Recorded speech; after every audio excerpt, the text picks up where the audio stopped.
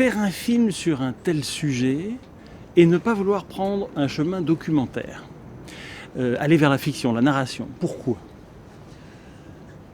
Parce que sinon j'aurais fait un documentaire. Non, mais ce que je veux dire, c'est que la matière documentaire, elle est tellement forte à l'écriture.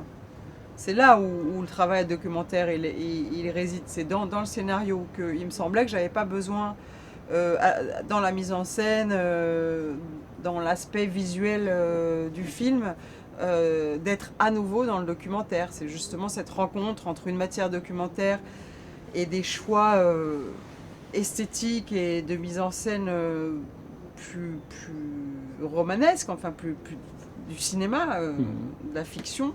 C'est cette rencontre-là qui m'intéressait. Notamment la musique, qui fait des intrusions très fortes, etc.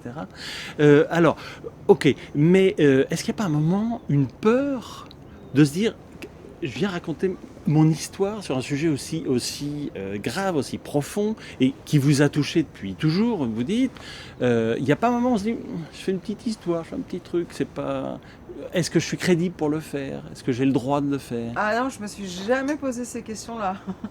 Certainement pas. Je pense que je suis crédible pour le faire à partir du moment où j'ai fait cet énorme travail d'enquête et d'immersion, d'imprégnation de ce monde-là avant d'écrire et puis même avant de tourner. Je suis retournée faire un stage d'immersion, donc je me sentais tout à fait légitime pour justement parler de cet univers que personne ne connaît, puisqu'on ne peut pas le pénétrer en principe. Moi j'ai eu énormément de chance de pouvoir assister à toutes ces audiences, d'aller dans tous ces centres qui sont fermés, on n'a pas accès, donc on ne sait pas ce qui s'y passe, on ne sait pas le travail qui y est fait. Donc moi, comme j'ai pu être témoin et observatrice de tout ça, je me suis sentie tout à fait légitime à raconter cette histoire. Maintenant, j'ai choisi un personnage, un trajet, une histoire, et il y en a 100 000 différentes. J'ai choisi celle-là, on sait qu'il y en a d'autres. Celle-là, elle peut avoir, à mon avis, une portée quand même universelle, parce que justement, on n'a pas stigmatisé la figure centrale de l'adolescence, afin qu'on puisse projeter tous quelque chose en lui. Mais ici, on entend un petit peu, c'est un peu franco-français, et je suis tout à fait d'accord avec vous, c'est universel, à l'inverse. La violence, elle est partout, et l'absence d'éducation, de culture, d'accompagnement parental, etc. Comment faire en sorte, donc le film va sortir au Mexique, comment faire en sorte que le public mexicain puisse se retrouver, y compris si les systèmes ne sont pas les mêmes, etc. Et ça, je sais pas, vous me posez une colle. Parce que déjà, on ne sait pas si on va réussir à toucher le public de son propre pays. Donc à l'étranger, forcément, la question se pose particulièrement avec ce film, puisque la justice des mineurs en France, elle est particulière. Et je ne sais même pas dans quels autres pays elle est pratiquée de cette manière. Moi, je pense qu'on peut, malgré tout, se laisser emporter par la fiction, même si on ne vit pas dans un pays qui a ce même système. Je pense que oui, le parcours de ce garçon, dans tous les pays, on doit pouvoir s'y retrouver. Parce que, comme vous le dites, la violence, elle est partout. Et des jeunes en souffrance, en difficulté, des jeunes qui ne sont pas éduqués, je pense qu'il y en a au Mexique comme partout ailleurs. Oui, beaucoup. Vous pensez que des êtres humains, qu'ils soient travailleurs sociaux ou pas, peuvent s'impliquer au point d'essayer de sauver des vies, d'essayer de remettre des gens sur le chemin de la vie sociale, etc., et de leur propre vie? Ah oui, mais pour faire ce métier-là, de toute façon, c'est tellement ingrat, c'est tellement difficile. Moi, je ne tiendrai pas 1 heure et vous non plus. Quoique vous avez l'air... Quoi? Vous avez l'air d'avoir un grand cœur, mais non, mais sérieusement... Oui, il faut une foi en l'être humain en fait pour faire ces métiers-là et une force colossale. Donc c'est vraiment, enfin moi j'ai vu vraiment des héros au travail. Hein. C'est ce qu'ils font parce que c'est quand même des gens qui vivent dans la violence permanente ou dans le rejet ou alors même dans le mutisme, parce qu'il y a aussi beaucoup de ces jeunes qui sont mutiques et il faut créer du lien jusqu'à ce que quelque chose se passe, jusqu'à ce qu'une parole sorte, jusqu'à ce qu'il y ait un petit pas de franchi, et ça prend parfois des années, mais c'est pas grave. C'est fascinant de voir... Oui, c'est vraiment des gens qui vouent leur vie aux autres, en fait.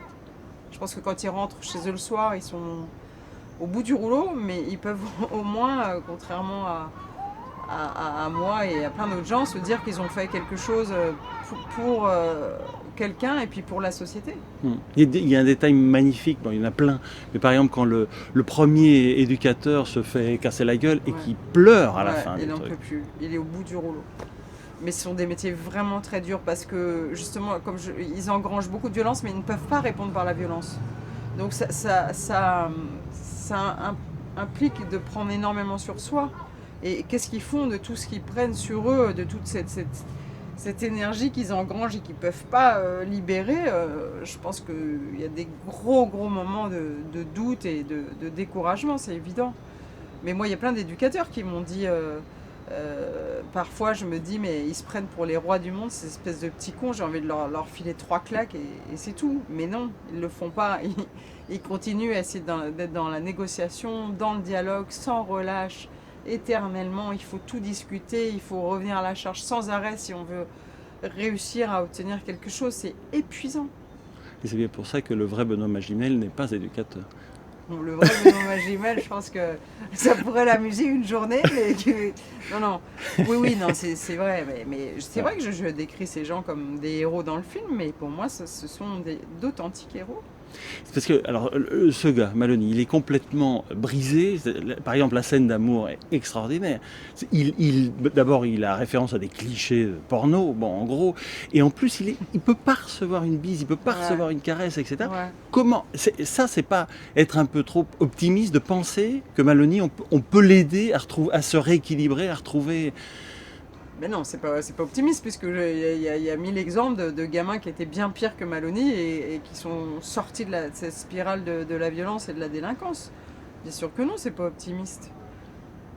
Sinon, je peux pas faire un film sur une institution comme celle-là avec en plus le souhait d'être absolument fidèle à la réalité et raconter que ça marche pas. Je sais qu'il y a des échecs, mais moi ce qui m'intéresse c'est de montrer qu'il y a aussi des succès. Et encore des succès, moi je dis pas que Maloney va s'en sortir à la fin du film, non. Il a 18 ans, il n'a pas de travail, enfin on sait très bien qu'il peut rebasculer très vite. Mais en tout cas, de voir tout ce qui est fait pour essayer de les aider, tout simplement, j'ai pas d'autre prétention que ça.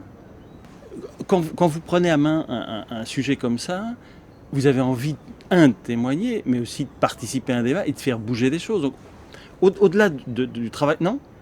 Moi, j'ai pas cette prétention, non, vraiment. De faire bouger les choses ? Non, pas du tout. Là c'est vrai que je vois bien qu'il y a moyen que le film soit un vecteur en tout cas d'échange, de discussion dans le monde de la justice des mineurs.